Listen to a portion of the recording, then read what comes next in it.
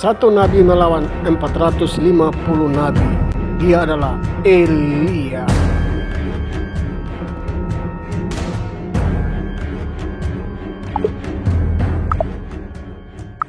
Seorang nabi bernama Elia dari Tisbe di Gilead berkata kepada Raja Ahab, "Demi Tuhan yang hidup, Allah Israel yang hamba sembah, hamba memberitahu tuanku bahwa selama 2 atau 3 tahun tidak akan ada embun ataupun hujan, sehingga hamba mengatakan ada hujan."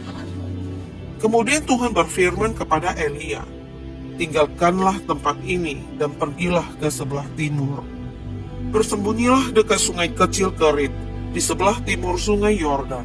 Engkau dapat minum dari sungai kecil itu, dan aku akan memerintah burung gagak untuk membawa makanan kepadamu di situ." Elia menaati perintah Tuhan itu. Dia pergi tinggal di tepi sungai kecil Kerit. Dia minum dari sungai kecil itu, dan burung gagak membawa roti dan daging kepadanya setiap pagi dan petang. Tidak berapa lama kemudian, sungai kecil itu kering karena tidak ada hujan. Beberapa waktu kemudian, pada tahun ketiga kemarau itu, Tuhan berfirman kepada Elia, "Pergilah menghadap Raja Ahab, karena aku akan menurunkan hujan." Maka Elia berangkat. Kebuluran di Samaria pada masa itu sangat dahsyat. Oleh itu, Raja Ahab memanggil Obadya, pengurus istananya. Pada masa Izebel membunuh nabi-nabi Tuhan, Obadya menyembunyikan 100 orang nabi di dalam gua. Dia membagi mereka menjadi 2 kumpulan, 50 orang sekumpulan. Dia memberikan makanan dan air minum kepada mereka. Raja Ahab bertitah kepada Obadya, "Marilah kita pergi melihat tiap-tiap mata air dan dasar sungai di negeri ini.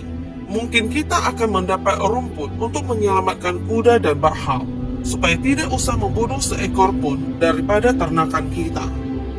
Mereka menentukan daerah yang dijelajahi masing-masing, lalu mereka pergi ke arah yang berlainan. Di tengah perjalanan, Obadya bertemu dengan Elia. Dia mengenali Elia dan bersujud di hadapannya, lalu bertanya, "Betulkah Tuan ini Elia?" "Betul, sayalah Elia," jawabnya. "Pergilah beritahu raja tuanmu bahwa saya berada di sini." Obadya menjawab, "Apakah kesalahan saya sehingga Tuhan membahayakan nyawa saya dan menyebabkan saya dibunuh oleh Raja Ahab? Demi Tuhan yang hidup, Allah Tuhan, saya bersumpah bahwa raja telah mencari Tuhan di tiap-tiap negeri di bumi ini. Apabila penguasa dari sesuatu negeri melaporkan bahwa Tuhan tidak ada di negerinya, Raja Ahab meminta supaya penguasa itu bersumpah bahwa Tuhan tidak ditemui di negerinya. Sekarang Tuhan mau saya pergi memberitahu raja bahwa Tuhan berada di sini. Bagaimanakah jika roh Tuhan membawa Tuhan ke tempat lain yang tidak diketahui orang? Sebaik saja saya meninggalkan tempat ini. Apabila saya memberitahu raja bahwa Tuhan berada di sini dan raja tidak dapat mencari Tuhan, raja akan membunuh saya. Ingatlah, saya sungguh-sungguh beribadat kepada Tuhan sejak saya masih muda. Tidakkah Tuhan tahu bahwa apabila Izebel membunuh nabi-nabi Tuhan, saya menyembunyikan 100 orang nabi di dalam gua. Saya membagi mereka menjadi 2 kumpulan, 50 orang sekumpulan.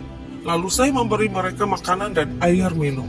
Mengapakah Tuhan menyuruh saya memberitahu raja bahwa Tuhan berada di sini? Tentu raja akan membunuh saya." Elia menjawab, "Demi Tuhan yang hidup yang maha kuasa yang saya sembah, saya berjanji akan menghadap raja pada hari ini juga." Oleh itu, Obadya pergi memberitahu raja. Lalu raja pun berangkat untuk menemui Elia.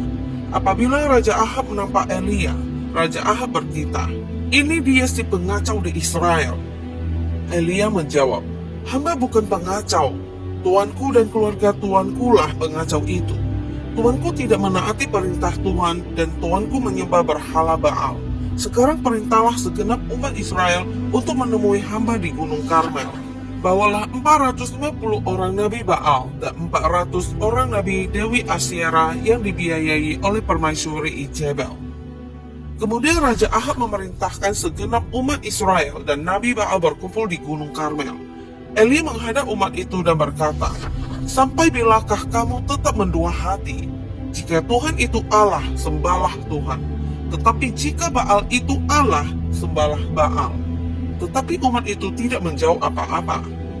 Lalu Elia berkata, Nabi Tuhan hanya tinggal saya seorang, sedangkan Nabi Baal ada 450 orang. Bawalah 2 ekor lembu jantan, biarlah nabi-nabi Baal mengambil seekor, menyembelihnya, memotong-motongnya, lalu meletakkannya di atas kayu api. Tetapi jangan nyalakan api. Saya juga akan berbuat demikian dengan lembu jantan yang seekor lagi. Biarlah nabi-nabi Baal berdoa kepada dewa mereka, dan saya akan berdoa kepada Tuhan, yang menjawab dengan mengirim api, dialah Allah. Dengan suara yang kuat, segenap rakyat berseru bahwa mereka setuju. Selepas itu, Elia berkata kepada nabi-nabi Baal, oleh sebab kamu banyak, biarlah kamu yang menyiapkan lembu jantan itu dahulu.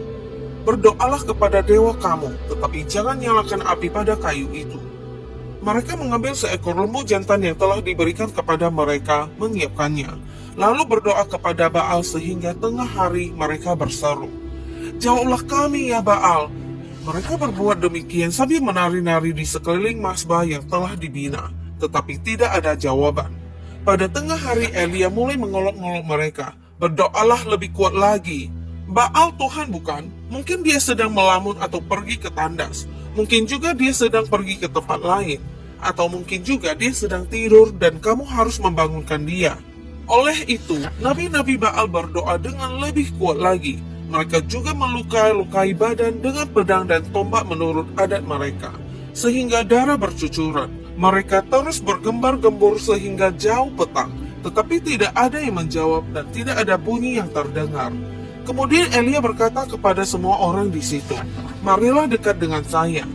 Lalu mereka berkumpul di sekelilingnya. Elia mulai memperbaiki mazbah Tuhan yang telah rusak itu. Dia mengambil 12 buah batu, setiap batu mewakili salah satu daripada 12 suku keturunan Yakub, yaitu orang yang diberikan nama Israel oleh Tuhan.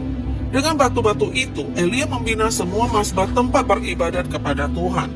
Di sekeliling mazbah itu, Elia menggali parit yang boleh menampung air sebanyak kira-kira 15 liter. Kemudian dia meletakkan kayu api di atas mazbah, memotong-motong lembu jantan itu dan meletakkannya di atas kayu api. Elia berkata, penuhilah 4 buah buyung dengan air, lalu tuanglah air itu ke atas korban dan kayu ini. Mereka melakukan suruhan itu.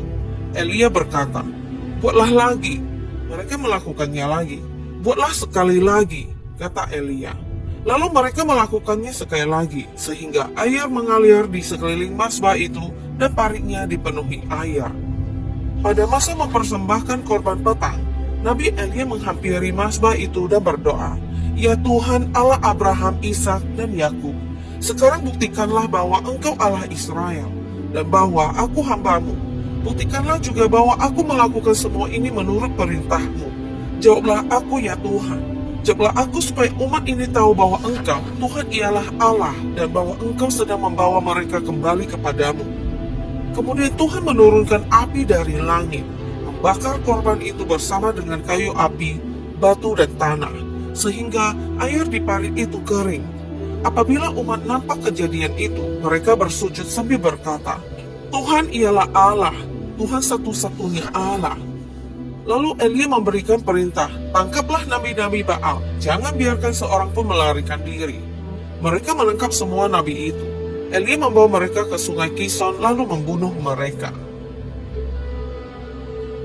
Kemudian Elia berkata kepada Raja Ahab, pergilah makan, karena hamba mendengar deru hujan yang segera datang.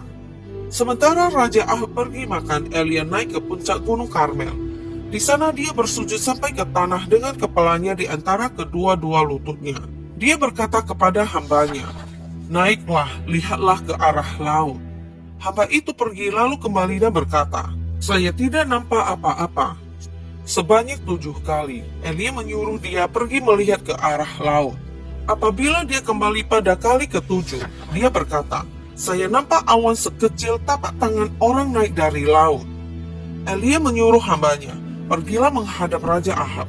Suruhlah baginda mengendarai kereta kudanya dan berangkat pulang, sebelum baginda dihalangi hujan. Tidak lama kemudian, langit penuh dengan awan hitam dan angin kencang pun mula bertiup. Lalu hujan lebat turun. Raja Ahab menaiki kereta kudanya lalu pergi ke Yisrael. Pada masa itu, kuasa Tuhan turun atas Elia. Dia mengikat pakaiannya pada pinggang, lalu berlari mendahului Raja Ahab sepanjang jalan sampai ke pintu gerbang kota Yisrael.